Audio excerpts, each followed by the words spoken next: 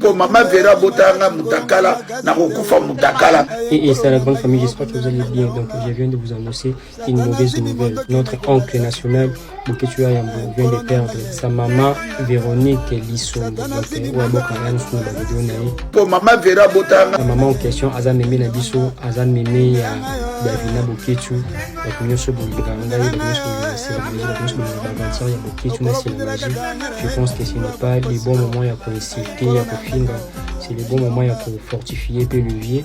Parce que je pense que non, à travers ces vidéos, à travers aussi il y a collage, il y a vidéo, je pense qu'il y a des stress à beaucoup de personnes ici sur TikTok. Attends, des commentaires, on a biso, on a bino, on a cette vidéo où ça va vraiment le fortifier et ça va fortifier aussi Davina et Oyazali, BSR Nabino National. Moi de mon côté, je vous dis mes condoléances Davina Boketu, mes condoléances à toute la famille Boketu.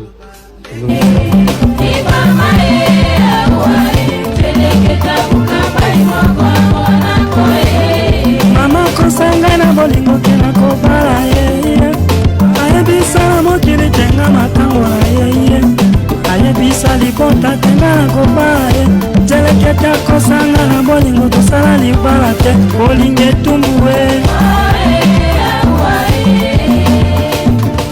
Samedi le 6 bandeko na ngai nyonso parking yali de 18h à 22h30 à 23h ici.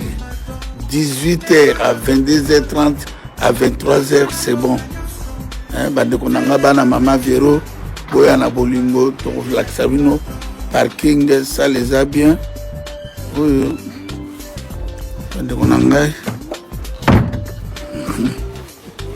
Salangoyo, Tozala, oui, Tozala, Bino Bomoni, on a 220 personnes, 220 personnes, Bande Konangai, pour la maman Véro Nabino.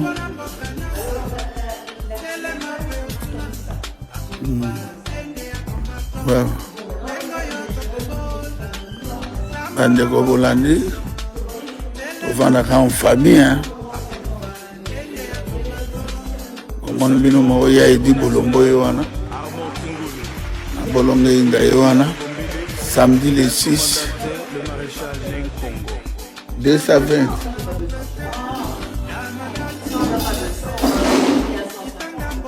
Ouais, pas de problème. Faut pas retenir.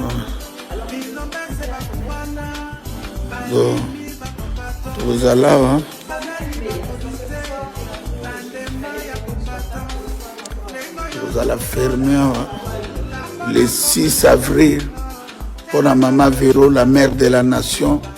Maman Tikibiso, Batoboya na bitumbate, Koswana te, eloko moko te bandeko na ngai, tozala na bolingo na maman oya botaki biso 100 millions d'habitants.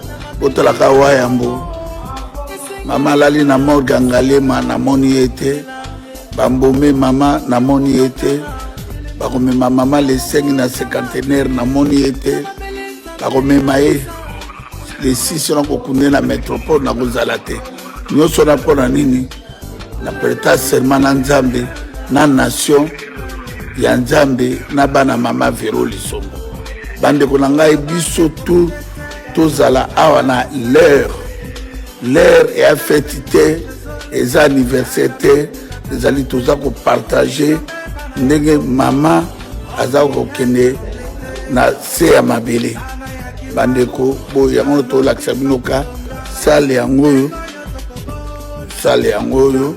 tokozala awa sale yango tokutana bakiti biso tuto ya awa na l'heure 18h tozala wana 18h30 tobandi cérémonie na biso ti 22h30 à 23h to kati bomon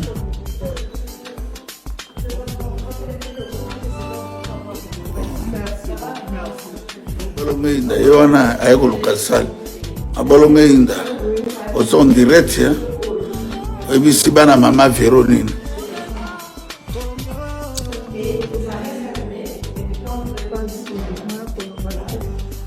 Bande Rolandi bakiti yango président Serge bande kona biso to ya biso tout nata.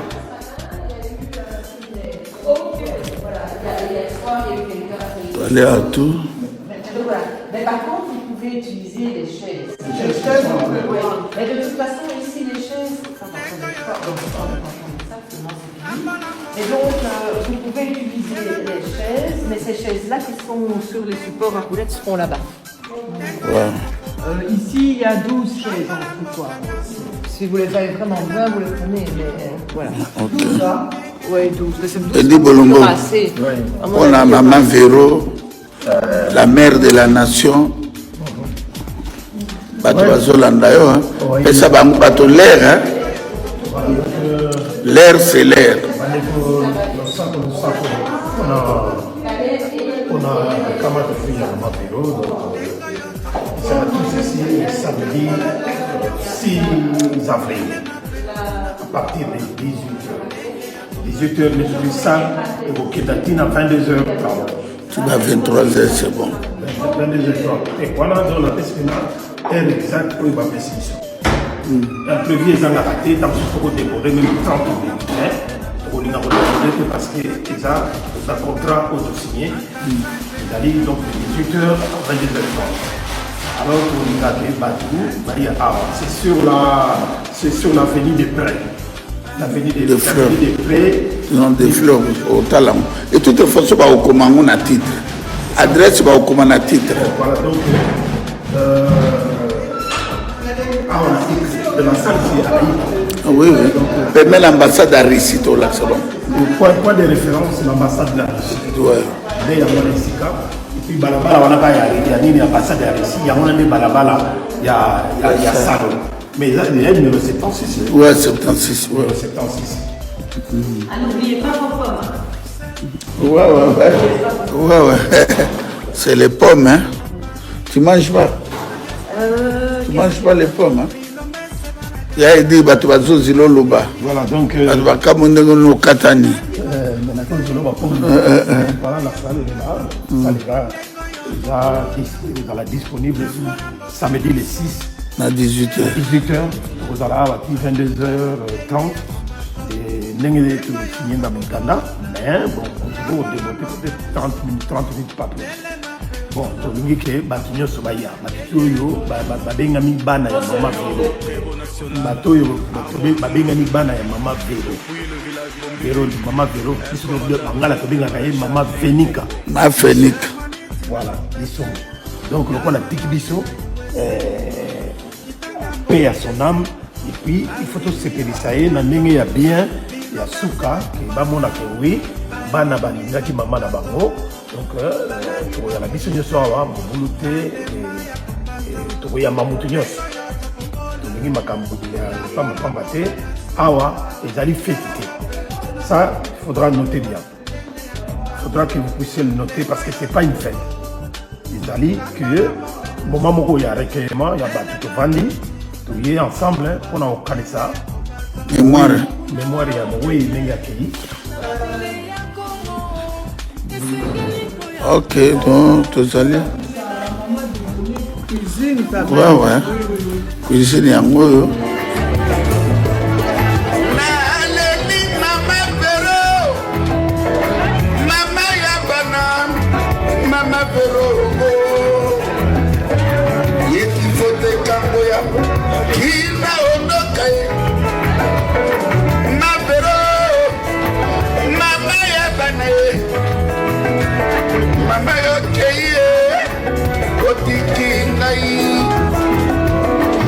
Mama Véro, mama ebane, pasi na motema, liwa moibi, ome melinga mama Véro, mama ebane,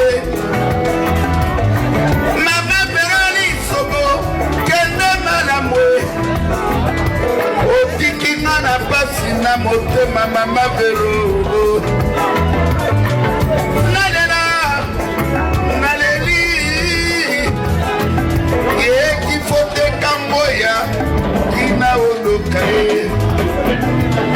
Maruisi Maende, Anzani Mama.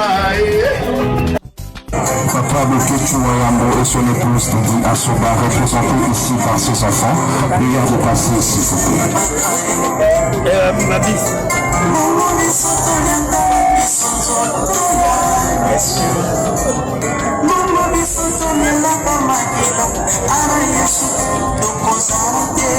Nous demandons au petit-fils de ça. Merci.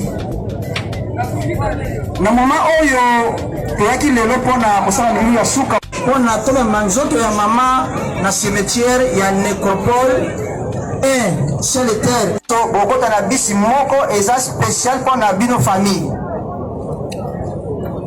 biso nyonso na bifamille ali famille ndeko oyo bakozala na biso elongo na cimetière babisi ezali tomata yango na kimia soki place ya kovanda esili kotelema te tikala tokende kozela bandeko bake cimetière na salle place tozalaki lobi na Lingwala eza na avenue Kabinda non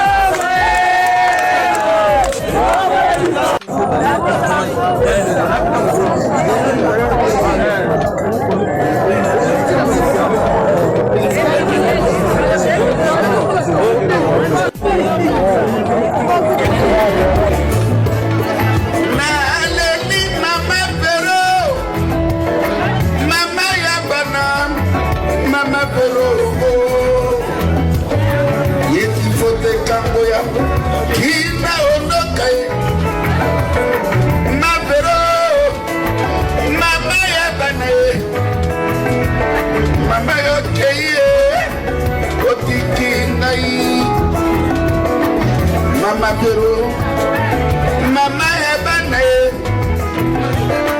Pasina Motema, Liwa Moidi, Omemelinga Mama Vero, Mama Ebane, Mama Vero Lisobo, Kende Malamwe, Otikina na Pasina Motema, Mama Vero.